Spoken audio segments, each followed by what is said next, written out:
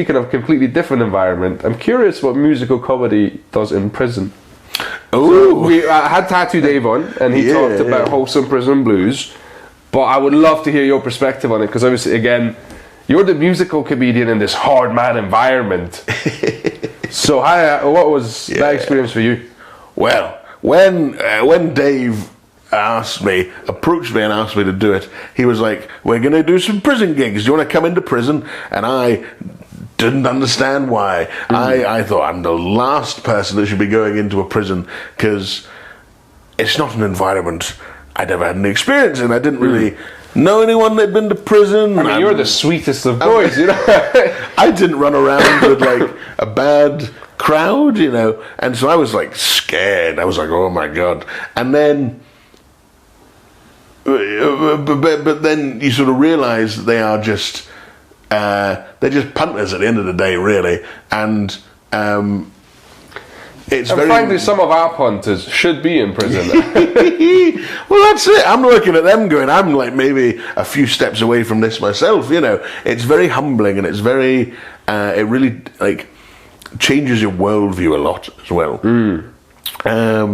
But what was important was just not pandering and not condescending them. You know, we went in and we were like from the top, "We are comedians, we're going to treat you guys like any other crowd. If you want to be pricks, we'll give it back to you. You know, this is what's going to happen." And like, I think they respected that, and they were like, "Oh, they're here to do a show, they're here to treat us like normal people." And that changed the energy. I was very nervous because we were going in with like, you know, Paddy Linton and Mikey and Jackie Trainer, and all these people were like, "Glasgow fucking yeah, man," you know, big like that kind of material that they would relate to. And I'm like, what am I going to do? I'm going to go out and sing a song. But then one of the greatest live moments of my whole career was in I can't remember which prison. I probably shouldn't name it anyway. But we were in a prison, and it was a daytime show. Right. And did they do a lot of nighttime shows in prison? We did a couple. Like Barlinnie was kind of evening time. Mostly they were during the days. Barlinnie was maybe dinner time, just before dinner time. So this one was like an afternoon one. And they were a kind of rowdy crowd. They were like, you know, acting the hard man, being all that. And then I come out and I do a song, and it goes pretty good. And then I do the dinosaur song. Yeah. And there was this moment where they're all like, "Oh, you know," and they're kind of getting into it. And then I do the om nom nom nom nom he went line, and they just buckled. And this row of massive hard bastards just went, "Oh!" And like they were almost on the floor. Like it was such a visceral, emotional reaction to just like the beauty of nonsense. And they were just like allowed to be silly and not have to worry about prison, you know. And they were suddenly in this headspace of this weird little man is singing about dinosaurs, and it was freeing. It was beautiful. And this emotional outburst, I've never had a reaction like it, and it stuck with me, you know, because it was them just being free, and just all emotion, all the tension was gone, and they were just like, oh, just laughing. And it's a beautiful thing. You reckon there's someone in prison right now who's got that song stuck in their head? Well, some of them did, because I would do the MD2020 one sometimes, and they'd be like, "It's catchy, man, yes." And we'd go back. What was really weird was we did a gig once, and it was...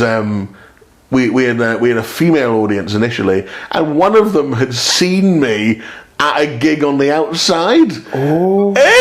So we're sitting in the back, they all come in, and they're like, there's a bunch of them looking round at me, and she's pointing, and I'm like, "Oh, okay. You're gonna get it." And she's pointing at me, and I'm like, what is going on? And then I come on stage, and she's like, "I seen you." And I'm like, "What?" And she's like, I seen you at Granny Gibbs." And I'm like, "Oh." And she's like, "It's him, he's smashing goals." And I'm like, "All right, okay." So this poor woman not only had to go to a gig at Granny Gibbs, but she's now in prison. It just It got worse and worse. So that was very surreal. That I had like a fan from the real world. A fan base. You have a prison fan base now. So weird.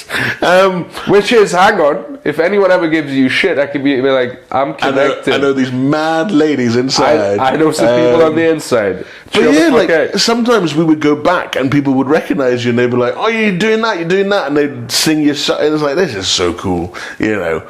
And it has been very surreal, the whole prison business. Yeah. But it has taught me a lot, and it's really, I think, strengthened all of us performance-wise. Because it tightens you. You can't let anything slip. Like you can't show any kind of like, not weakness, but like you've got to be strong. You've got to be boom. You've got to be on it. Because if no, whatever happens, you just have to bullshit your way through it. Oh yeah, if you give them anything, they're going to be on top of you, heckle, and you just got to be like, and just power through it. And it really tightened all the instincts and senses, you know. And I think crowd work side of things is much better since doing that, because you just talk to them and you have to come up with stuff, and it's just. I'd recommend them to anyone. They really have been an amazing experience. Go to prison, guys. Go to prison. Really good as a performer. Really good food in most of them, actually. Oh, yeah, which is really weird. Was it? I don't know if I want to spoil this, but like someone was saying there was one specific prison that had the best fucking chips. So I still have not been to Shots prison, right. And that is apparently the greatest chips on the inside or outside that Mikey Motion has ever had. The best chips apparently ever. I haven't even asked, but how does your mum take to you just going in and out of prison all the time, Eddie? Well. So I don't think she really understood initially, but she is like, so she's on the city council in Inverness. So she does a lot of kind of outreach stuff. Okay. And one of my friends growing up, his dad was a minister, and he would do a lot of prison chaplain stuff. So I think she was like, okay, he's going in and he's helping folk and he's delivering, you know, entertainment, you know, he's going in. So I think she was quite proud of me for doing that. And there's something that Dave mentioned as well, that there was some pushback from the outside of people being like, oh, entertainment for prisoners. Oh, it's the same bastards that go on about, oh, why are we housing immigrants? Why don't we look after our own? And then they'll turn around and go, well, I don't want to house them either. You know, it's absolute hypocrisy. And these people that are like, oh, well, it's all right to entertain prisoners. Why not spend that money on people with cancer? It's like, you can do both. What are you talking about? Yeah. Going into prison doesn't take away from anyone. All it does is add to their way of life. And if anything, it gives them perspective. It helps with rehabilitation. It helps with, you know, basic human dignity at the end of the day. And the only people that complain about acts going into prison are wankers, to put it nicely. They are the exact same. From the sweetest boy in the Scottish comedy. I mean, there's only so many ways to sugarcoat it. They are exactly the same hypocritical people who are like, oh, I don't want to help them, we should help them. Oh, but I don't want to help them either if it comes out of my pocket, you know. They're not happy with anything, and they don't want to lend a hand to anybody, and all they want to do is complain.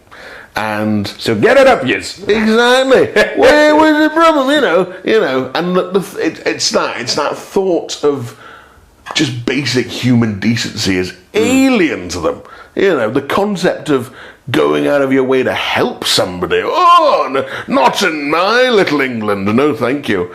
So it's very strange. Fair enough. And I was just curious because, like, most people are very sound about it. So it just goes to show the internet will fucking. There'll be someone pissed off about something, you know.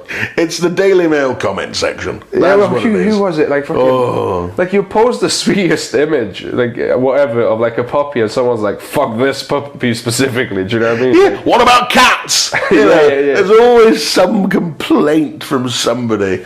And it's that way where it's like, well, why are you doing that when you could do this? We can do both of them. Yeah, what are you yeah. talking about?